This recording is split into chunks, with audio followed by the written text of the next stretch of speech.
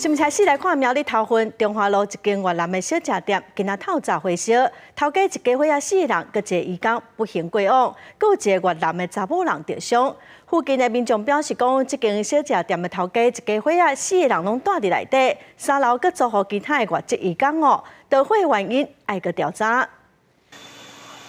透天厝规个互大火烧起，警消到场有水线，赶紧野水拍火。这个越南籍女性火灾发生迄当时为3楼跳落来，卡去钻着送病院。不过警消伫现场敲找，伫2楼找到一个口罩4个人，其中2个人是5岁甲8岁查某囡仔，互救出来时阵已经无喘气，紧急送病院了，也是救袂回来。3楼阁有一个越南籍女性义工已经明显死亡。切割铁门，然后入室搜救，有4名在2楼搜索到，另外1名在3楼搜索到。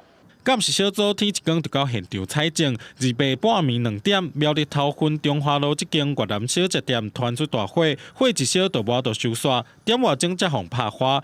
警方表示，这栋透天厝1楼是店面，2楼是徛街，3楼说服3名越南籍义工。附近居民拢表示，这间店出入的人是真复杂。他有时晚上会唱歌啊。2个口都是抽烟，不能是电线抽，就有2种口。但1楼没有事，看来1楼都没有什么。民众表示，店内动线真乱，搁乌白囤物件，起火原因搁要进一步调查。警方表示，火灾迄当时有一个男性义工走去，含受伤的越南女性义工是翁仔某，敢若是非法拘留身份。不过真正的原因搁咧调查。记者综合报道。